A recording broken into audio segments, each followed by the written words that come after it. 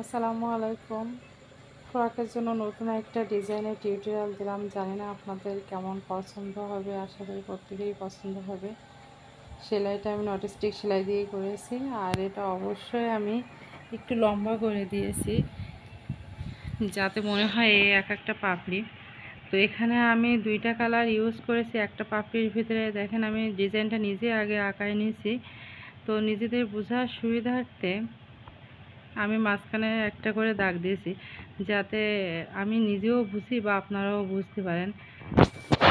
মাঝখানে দাগটা না দিলে অসুবিধা নাই, যদি আপনার মনে হয় দেবেন, না হলে দেবেন না, তবে দেওয়াই ভালো, তাহলে আর ব্যাকার কোনো সুযোগ থাকে না। আমি এখানে নটস্টিক সেলাইটা দিয়ে একটু লম্বা করে পাপড়ি পাপড়ি মতন করে নিয়েছি, না হলে তো আসলে মনে হবে যে গিটুর দিয়েই ভরাট করছি।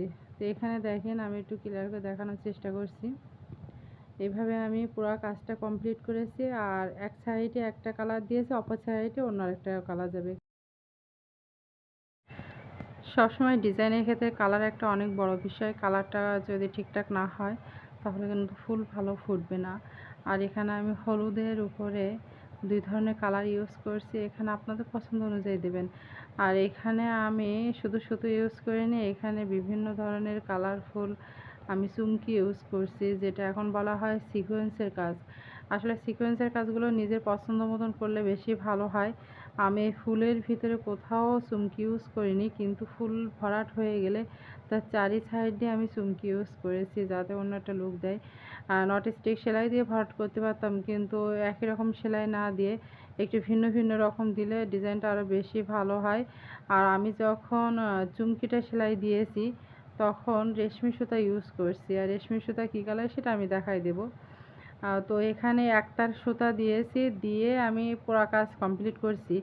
আর এই যে ফুলটা করলাম এখানে আমি সুন্দরী সুতা ইউজ করছি, দুই তার সুতা, দুই কালারের ব্যবহার করছি।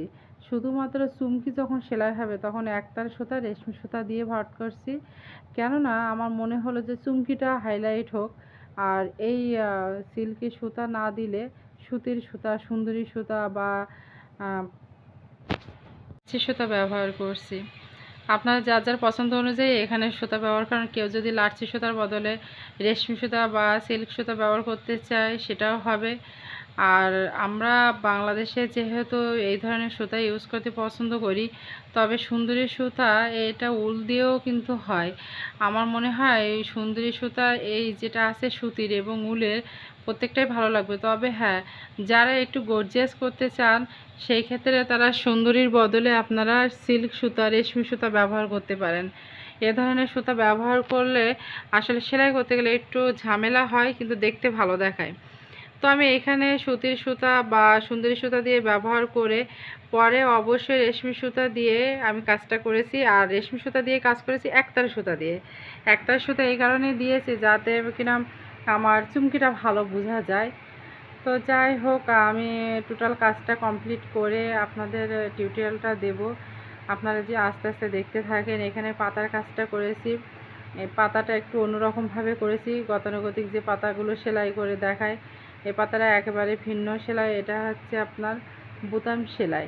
বোতাম সেলাই দেওয়ার আগে মাঝখান থেকে আমি লম্বালম্বি একটা সেলাই উঠিয়ে সেই সেলাইয়ের ভিতরে দিয়ে ভাগ করে, একটা সুতা দুই ভাগ করে ওর ভিতরেই থাকবে, ভিতর দিয়ে আমি বোতাম সেলাই দিয়ে তারপরে যে ফাঁকা থাকবে সেই ফাঁকায় আবার ভরাট সেলাই দিয়ে আমি পুরো কাজ কমপ্লিট করেছি। এখানেও দুই কালারের সুতা ব্যবহার করছি, কিন্তু কালারটা আসলে ভালো বোঝা যায় না।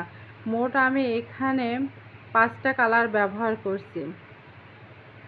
তো এক কালারও ব্যবহার করতে পারেন। 5টা কালার দিয়েছি একটু ভিন্ন লুক দেওয়ার জন্য। আর পাতাটা একটু অন্যরকমভাবে করেছি। আজকে যে সেলাইগুলো দেখাইছি সম্পূর্ণ ভিন্ন ভিন্ন ডিজাইনের এবং ভিন্ন ভিন্ন সেলাই। আপনার এরকমভাবে ফ্রকের ভিতরে, শাড়ির ভিতরে, চাদরের ভিতরে, বেবি ড্রেস বা অন্যান্য যেসব ড্রেসগুলো আপনারা পরতে চান, কামিজ থেকে কুর্তি থেকে শুরু করে সব ধরনের ড্রেসে এই ধরনের ফুল ব্যবহার করা যাবে। দেখেন আমি রেশমি সুতাটা দেখাই দিচ্ছি। তো রেশমি সুতা গুটি আকারেও পাওয়া যায়, আবার ফেটি আকারে পাওয়া যায়। আপনাদের যেমনটা মনে হবে তেমন করেই দেখে পছন্দ করে নেবেন। তো এইখানে দেখেন আসলে আমি একটা ভরাট করে সেলাই করে দেখালাম। তো আপনারা এরকমভাবে সেলাই করবেন। সুতো দিয়ে ভরাট করতে গেলে একটু বেশি দেরি হয়।